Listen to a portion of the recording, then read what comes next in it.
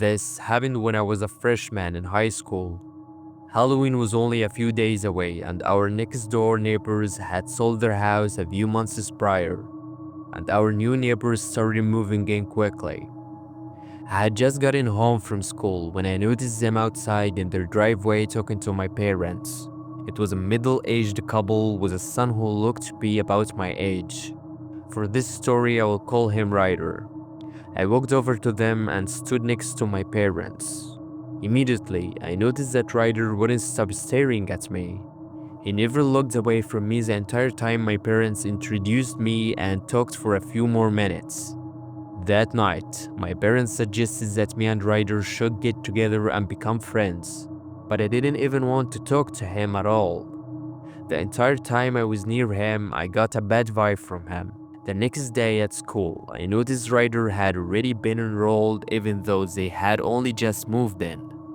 When he saw me, he kept trying to talk to me and would always follow me around. Even my friends were creeped out by how he acted with me.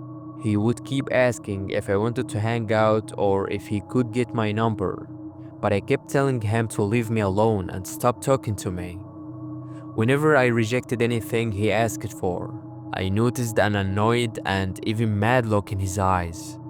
But he would quickly smile and say, "Maybe next time." That same day, when I was home, my parents said that Ryder was outside and asked if I could come out and take a walk with him.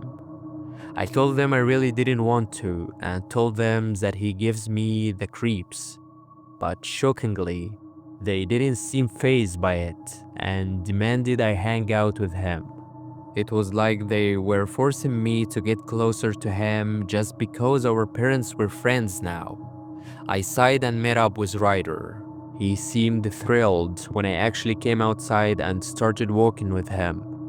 As we were walking, he did most of the talking and I just gave short answers. I noticed out of the corner of my eye that he wouldn't stop glaring at me. Then, all of a sudden, he stopped and grabbed my arm and started yelling at me. He was yelling saying, "Why are you being so short with me? Why don't you love me?" He kept saying this over and over until I told him to get the hell off me. I walked the other way back home. He just stood in place staring at me. 2 days passed and I hadn't seen Ryder the entire time, which I was thankful for. Halloween was the same day and I decided to dress up as Pikachu. Apparently without me knowing, my parents had told Ryder that I was being Pikachu for Halloween and told him he should be Ash so we could match. When my parents told me this, I was furious that they wanted me to match with him and told them I was going to just walk alone that night. But they told me if I was going to go trick-or-treating, I needed to go with Ryder to make sure I was safe. Plus, they told me they were going to be at Ryder's parents' house to have wine with them that night. It didn't even make sense because I had always went alone every year and nothing happened. I rolled my eyes and figured I'd just get this night over with. I went outside and saw Ryder waiting for me, seeming excited, and I hesitantly walked over to him and we started going from house to house. When we went into one house, the lady complimented our costumes and asked if we were dating. I was about to say no and that we were just friends, but Ryder said we were. I looked at him with wide eyes and just started walking away. A few hours had passed and I already wanted to go home and go to bed. I told Ryder I was going to go home and he said he'd walk me back, so I let him just so he didn't get mad. We had reached my front door and I was just about to walk inside, but Ryder grabbed me and tried to kiss me. I yelled, "What the hell? I don't like you, Ryder. Leave me the hell alone," and was about to shut my door when all of a sudden, Ryder bounced at me and threw me to the floor, trying to strangle me. I started screaming for help and trying to get my parents to hear from the next door, all while Ryder was looking down at me laughing like a psychopath. I was just about to pass out when finally mine and Ryder's parents came running in the room and Ryder's dad shoved him off me and screamed at him multiple times while I ran over to my parents crying. My parents called the cops while Ryder's parents begged them not to. After that incident, my parents stopped talking to them and shortly they sold their house and moved. I'm so thankful I will never have to see Ryder ever again. I hope he gets the help he needs.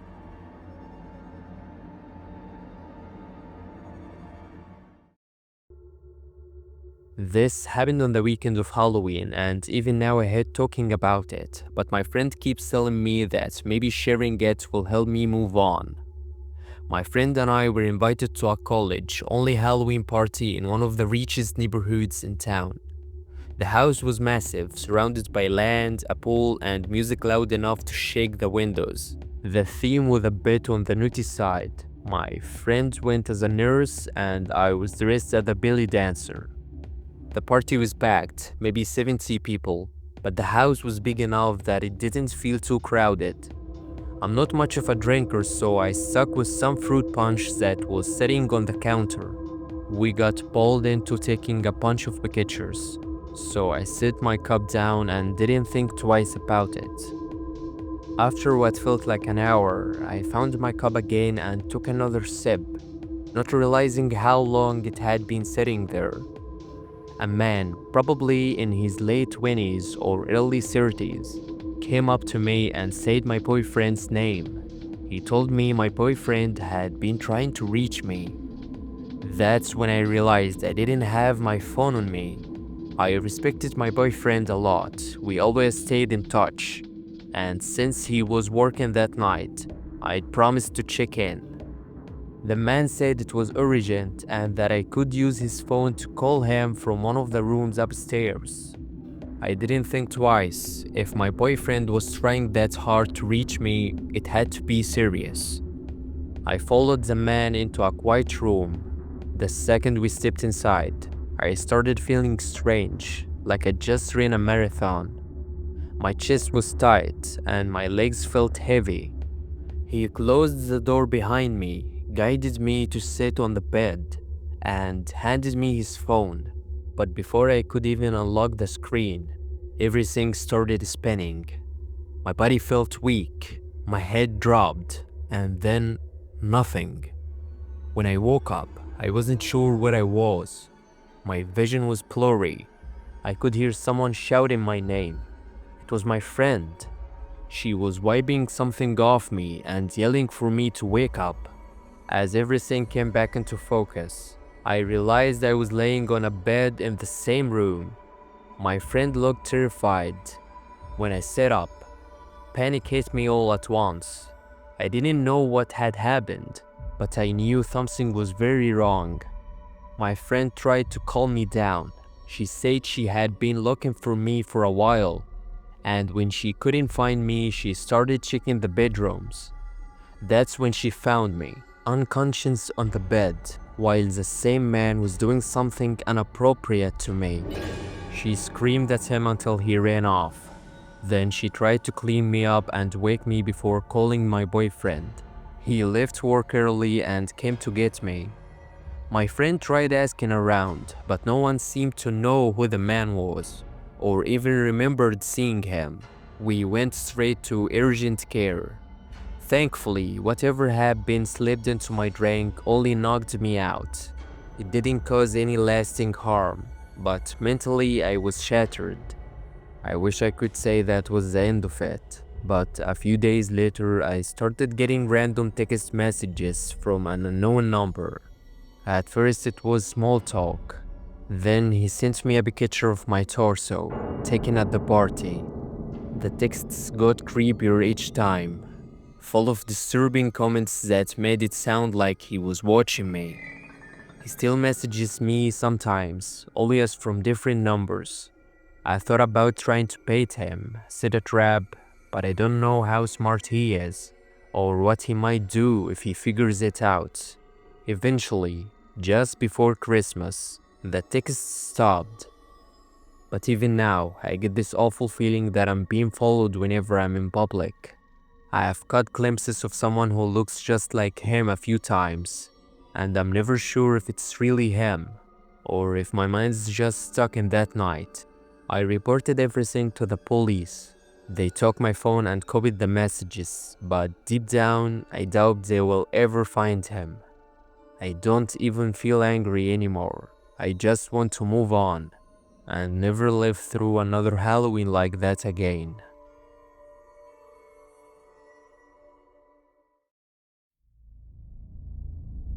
I was 17 when this happened.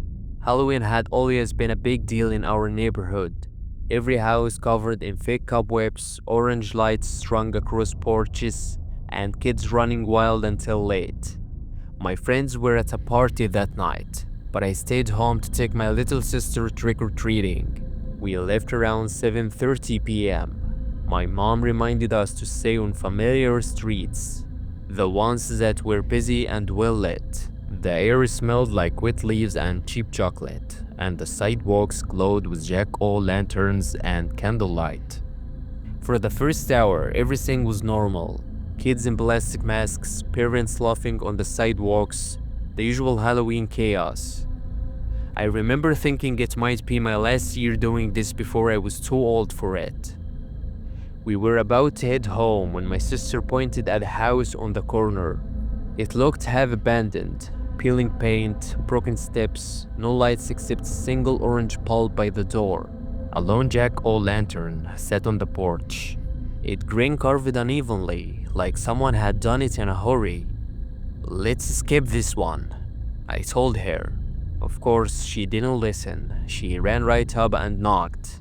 I waited by the sidewalk, feeling uneasy. For a moment, nothing happened. Then the door creaked open, not fully, just a few inches. My sister took a step back. That's when I saw someone standing behind the screen door. A tall man.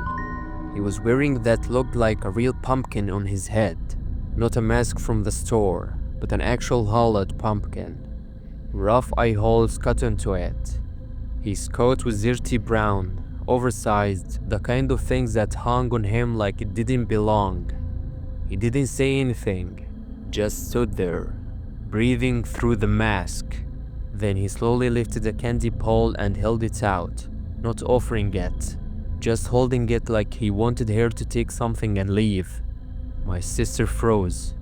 After a few seconds, she reached out, grabbed a chocolate bar, whispered, "Thank you," and pulled it back to me. When I looked up again, he was still there. Same pose, same tilted head, just watching us walk away. We didn't run, but we walked fast. I tried to laugh it off, told her it was probably someone trying too hard to be creepy. Still, my stomach felt tight all the way home. Later that night, after my sister went to bed, I couldn't stop thinking about that mask. I convinced my mom to let me go for a short walk, promising I'd be back by 10 p.m., and she reluctantly agreed. I left around 9:45, telling myself it was just curiosity. The street was almost empty now, porch lights turning off one by one. When I got to the corner, the house looked darker than before. The orange light by the door was out, and the pumpkin on the porch was gone. That made me stop. As I stared, I noticed the curtain in one of the front windows move just slightly. Someone was standing behind it. I stood there maybe 5 seconds before the curtain shifted again. That was enough. I turned and walked fast, not looking back until I was almost home. I told myself not to mention it. It would sound stupid. 2 nights later, I came home from school and found something sitting on our porch. A jack-o'-lantern. It wasn't ours. The grain was crooked, the cuts rough, identical to the one I had seen on that porch. It wasn't lit, just sitting there like someone had dropped it off. I figured it had to be a prank. I picked it up to move it. That's when I noticed it was starting to rot, soft and caving in on one side. Then I saw something stuffed in its mouth, a folded note. It said, You forget to say thank you. My chest went cold. I looked around, scanning the street, but no one was there. When I showed it to my mom, she said it was probably some dumb neighborhood joke and told me to throw it away. So I did. I dumped it in a trash can behind the house. That night, just after 2 a.m., the motion light in the backyard flicked on. I froze in bed, staring at the ceiling. After a few seconds, I got up, crept to the window, and peeked through the blinds. The jack-o'-lantern was sitting in the middle of the yard. The same one, and its grin had collapsed inward, starting to rot. I didn't dare go outside. I just stood there, watching until the light turned off again. The next morning, when I went out, it was no longer in its place, but it was clear that someone or something had moved it. The trash can lid was slightly shifted, and a few leaves were scattered around. There were no other signs, but I couldn't shake the feeling that someone had been watching. I didn't sleep much that week. Every night I double-checked the doors, the windows, even the locks on the garage. Nothing else happened. That was a year ago. Tomorrow is Halloween again. I still live in the same house, but I can't shake the feeling that he remembers. Sometimes, late at night, I think about that note. You forgot to say thank you. And I wonder if this year he will come back to see if I've learned my manners.